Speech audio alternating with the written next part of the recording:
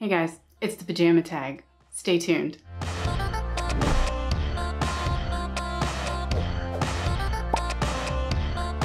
Hey guys, it's Viv, and this is Stitches and Seams. Thanks for coming back and hanging out with me today. So this is the Pajama Tag, and this all started a little while ago from Laura, and she's sewing from the stash here on YouTube and on Instagram, and we'll link the information below. She contacted myself and Elizabeth in regard to starting this tag, and we both just thought it was a cool idea, and so we decided to participate in words. Yeah, I mean, pajamas is something that many sewists, seamstresses, people who sew, sewers, whatever the word is that you want to use, we all make them, whether either intentionally or accidentally, but they don't really get a whole lot of love. They don't get shown too much. So this is kind of what it's about, and it's all about being chill and in your jammies. So I'm just going to run through the rules real quick, and then I will show you my jammies. So, excuse me. Number one, you can participate on whatever social media platform you like, be it Facebook, YouTube, Instagram, because you can do stories or whatever. Just use the hashtag #MeMadePJs, and we'll put that in the banner thingamabobber. Number two, your post or video must display your me-made PJs or loungewear. You don't have to actually be wearing them if you're not really comfortable with that, which I totally understand. Number three, you don't have to make anything new for this tag. I have not. All mine are old, and some of them are pretty worn. Number four, share the love and tag someone else to do this tag. And number five, this is a super relaxed, ultra comfy tag, no time limit, so do it whenever it suits you. Those are the rules, and here are the questions. Question one, have you ever made a muslin that ended up as PJs? Tell us about them. Yes, a couple times. I have this top, and this was a Patterns for Pirates. I think it's the Free Spirit tank, because I've been looking for a tank top, and I made this last year because I like to sleep in tank tops, but I also like to wear them under shirts that maybe have like a low neckline or something like that to kind of, you know, keep me from giving up the goods. And so I made this, and it was just from a little cotton jersey that was cute. But when I made this, it ended up, it's A-line, right? And I didn't realize that. I wasn't paying attention, let's be honest. I wasn't paying attention when I looked at the pattern. And it came out really big. I mean, it's like, if you lengthened it, it would be like a cute little tank dress. And I guess if that's, you know, what you're into. So anyway, yeah, that was a oops. It was not what I wanted at all. So yeah, this is now PJs. So accidental PJs, hashtag accidental PJs for this one for sure. But it's comfy and it's cool. It's just not what I wanted to wear like under tops or anything like that. So it didn't quite come out like I envisioned it. So I think I have found another one to use instead. Question two, what were your first PJ makes, or tell us about your favorite PJs? It's okay if they were made for someone else.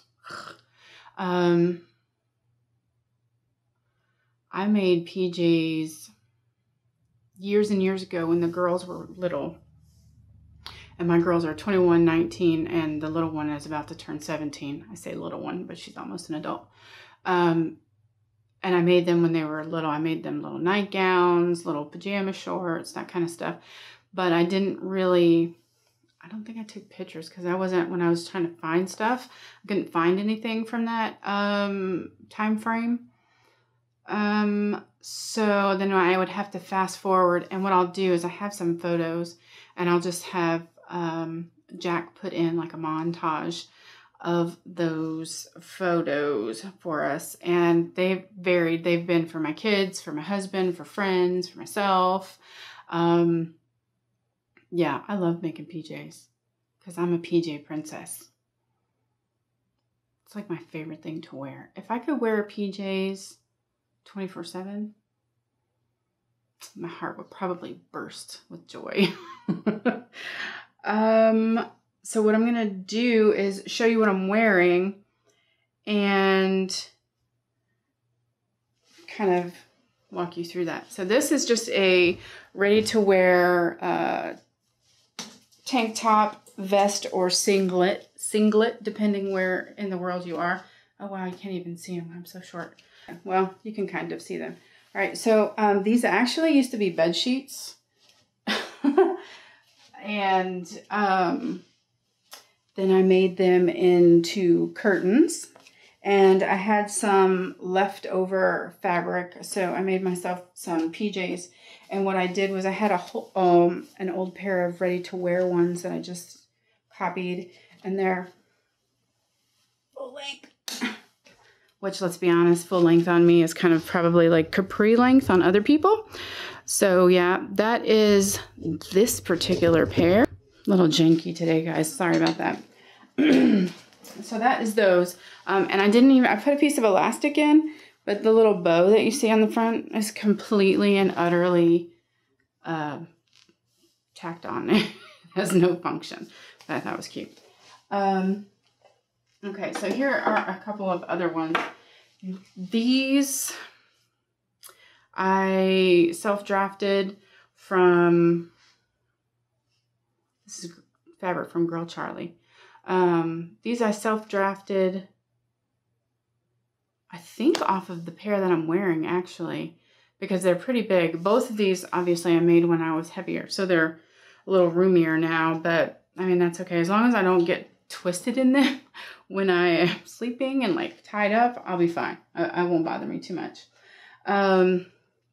This is another pair that I self-drafted. This was, I think this is from Joann's. And I didn't wear these for a long time because at first the fabric was kind of, because it's like a heathered knit, and it was not very soft. It was kind of itchy, but the more I've washed them, the more they've softened up. And then my husband is a huge Star Wars nerd. I'm not. I know, don't hate me. I'm not, but I deal with it, and I make him Star Warsy things. And so English had this fabric, and they were doing it was one of their flash sale type things, and it was $5 a yard. And so I pinched some. I didn't pinch it. I popped it up. What's that? How do you say that? I scooped it up? I don't know. My brain is not in the game, you guys. So it's Star Wars Rebel and Imperial symbol. Come on, focus. There it is. And I made my husband a matching pair of bottoms. This for me is, I think these are also self-drafted. My husband's were the quick sew. I think it's 4188. I'll check and put that information down below. And then probably these used to be my favorite pair, but now they're so huge that I don't really wear them too awful much, just because the risk of indecency is great. And I don't really want to scar the kids, you know. So this was a simplicity pattern, and they're more like the old school pajamas with like the men's pajamas buttoned down and everything with the piping and all that. So, and they have pockets, and this was just a quilting cotton that I got at Joann. So they have pockets, and it is, I can't remember if I did the waist properly according to the directions or not, but this is what I ended up with. So it's got elastic in it, and then at the front I added these two ties. I think I was supposed to have buttonholes and like to be a drawstring, but yeah, I didn't do that. So now I just have it to where I can tie it. The bottom has cuffs, and they're all wrinkled, sorry. They're clean, they're just wrinkled. Bottom has cuffs and piping, and I'm so short that I think I had to cut off like I don't know, 8 inches off of the leg of this pattern. And then I think I cut off like 4 at the waist because they were so long. Because, you know, when you do a simplicity pattern or a big 4 pattern and, you know, your hips are whatever they are, they also think that you're 6 feet tall if your hips are, you know, more than 35 inches. So you're like, you know, not me. But anyway, yeah, these are older. These are probably 2 years old now. And it was the first time I ever did piping. It was the first time I ever did cuffs. It was the first time I ever, I don't think it was the first time I ever did inseam pockets. But yeah, I really love these. The cotton has softened up so beautifully, and they really are comfortable to wear, and they're nice and cool. So that is just some of my memade pajamas. I have a few more, but I was like kind of rushing, as you can tell, because I'm slightly out of breath, to grab some to show you guys. So yeah. And then the last question, question 3 is, how many memade PJs do you have? I don't know. I have no earthly idea. Quite a few. And probably will be making some more now that I have altered a whole bunch of them to bring them down, but there's a certain point in which you just can't, you know, make them any smaller. You just kind of have to suck it up and make new ones. So that's kind of where I'm at right now. I'm in that weird space where I just can't take them in anymore. I just need to knuckle down and make some new ones, which is fine because I love making PJs. I think they're fun. They're quick, and I don't know, it's just something about like being tucked up in bed or on the sofa, you know, in your comfy memade PJs, knitting, having some tea or something, you know. I like it. It's like a nostalgic thing, I guess. But anyway, that's it. So I would like to tag, let's tag Renata from Running in Style. Let's tag Karina, of course, lifting pins and needles. Let's see. How about Fany from So Many Fabrics? So yes, we'll tag those 3 people. We'll put that information down in the description bar as well, and any links that I can find that would be useful for the patterns that I have shown you. And yeah, that's it, guys. Thanks so much for watching. I hope you do the PJ tag. Remember, you can do it on Instagram or Facebook or on your blog. Just, you know, link us. Myself, Stitches and Seams, Elizabeth at Elizabeth Made This, and Laura from Sewing from the Stash.